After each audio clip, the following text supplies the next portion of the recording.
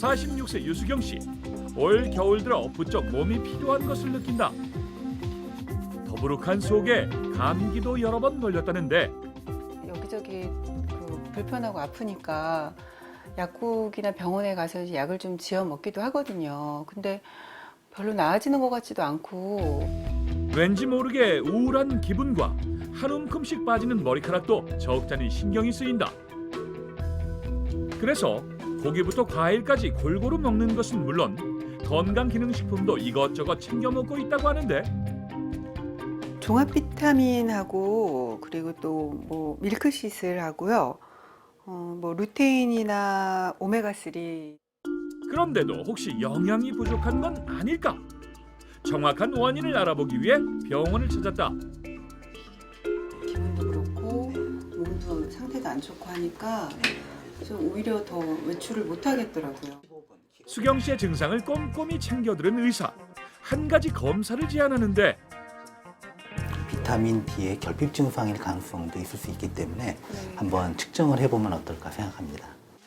그리고 비타민 D 혈중 농도를 검사한 결과 정상 수치에 훨씬 못 미치는 비타민 D 부족 진단을 받았다.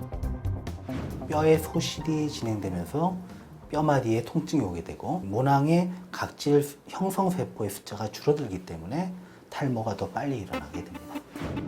비타민 D는 햇볕이 피부에 닿으면 체내에서 스스로 합성되는 비타민으로 일명 햇볕 비타민이라고도 불린다. 그런데 우리나라의 경우 비타민 D 결핍 인구가 나날이 증가하는 상황. 5년 동안 6배 이상 늘었다는데 도대체 원인은 무엇일까? 우리나라 사람들은 피부 미용이나 노화 방지 목적으로 햇볕을 좀 기피하는 경향이 강합니다. 또 외출을 하더라도 선블록을 워낙 철저히 하다 보니까 실제 자외선이 피부에 닿는 일이 굉장히 적은 거죠. 게다가 요즘처럼 추운 겨울철엔 일조량이 적은 데다 야외 활동이 줄면서 피부를 통한 비타민 D 합성이 쉽지 않다. 빛 좀 자주 쐬는 편이세요? 아니요, 많이 안 쐬는 편이에요. 안에서 직장 생활을 하니까 많이 쐴 일이 없어서. 피부가 약하니까 이렇게 기미 주근깨 생기고 이런 걸 싫어해서. 그렇다면 일상생활 속에서 보충할 수 있는 비타민 D의 양은 어느 정도일까? 여러 방법들을 찾아 차미연 아나운서와 함께 직접 시도해보기로 했다. 평상시에 비타민 D를 얻기 위해서 어떤 노력을 많이 하고 계신가요? 뭐 먹는 거 그리고 햇볕 쬐는 거 뭐 이런 정도 계속 생각하고 있는 중이에요.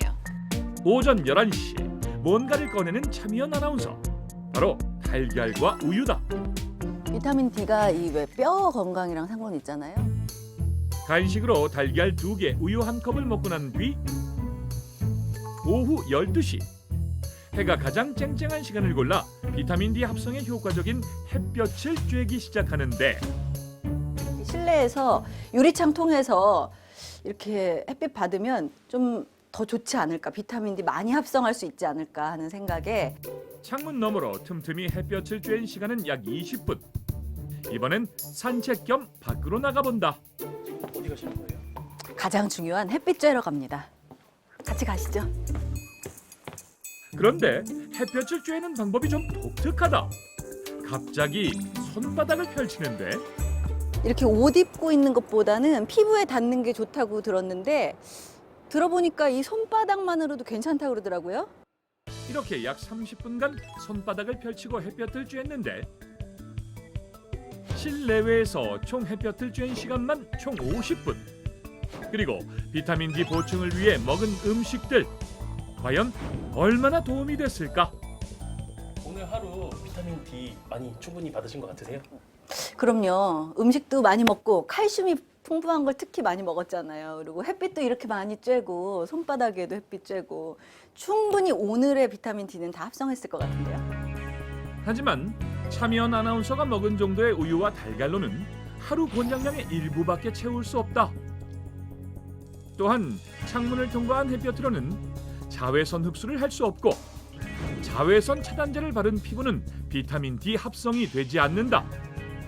뭐 손이나 손바닥처럼 아주 작은 면적의 피부만 햇볕을 노출할 경우 그만큼 더 강한 햇볕이나 또 아니면 보다 긴 시간 동안 노출이 돼야 그러면 어떻게 해야 할까? 경기도 파주시. 추운 날씨에도 늘 운동을 한다는 김진순 씨. 얼마나 자주 나오세요? 일주일에 2번 정도요. 될 수 있으면 시간이 되면은 햇빛 보러 뼈 건강을 위해서 자주 나오려고 해요. 운동으로 몸을 풀고 난 후 꼭 한다는 게 있으니 내리쬐는 햇볕을 그대로 받는 햇볕 샤워다. 햇볕 쬐는 순간만큼은 그 어느 때보다 진지하다는데 팔, 다리 야무지게 걷고 햇볕을 쬐다. 다리도 여름에는 제가 양말 잘 안 신거든요. 이렇게 노출시키고 일부러 햇빛 좀 더 들어가라고.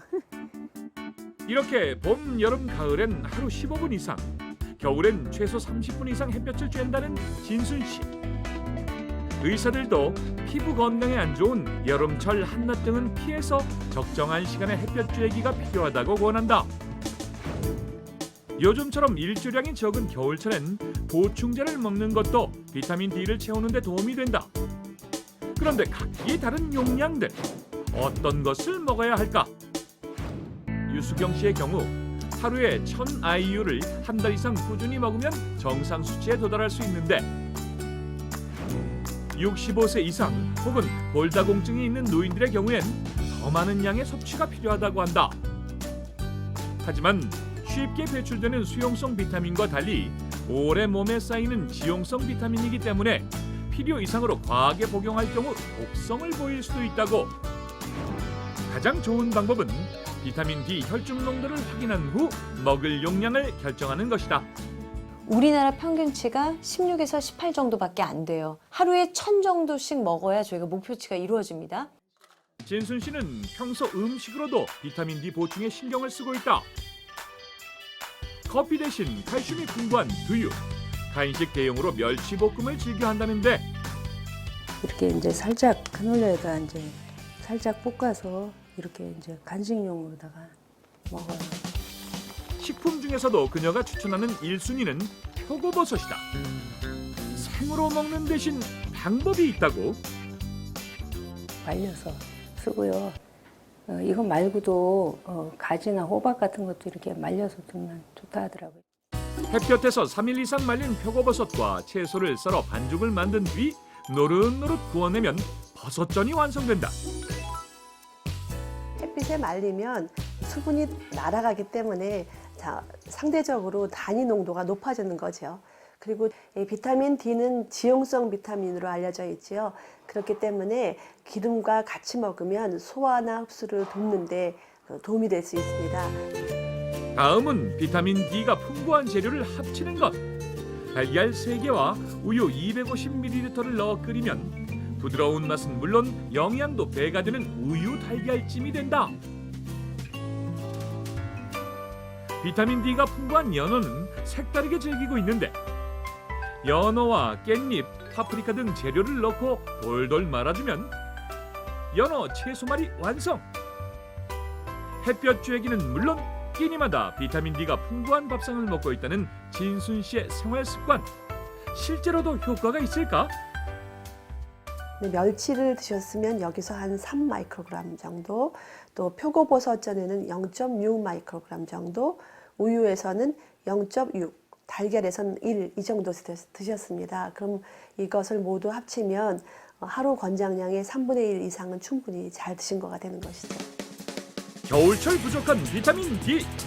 햇볕 받고 맛있는 음식들로 꽉꽉 채워보자.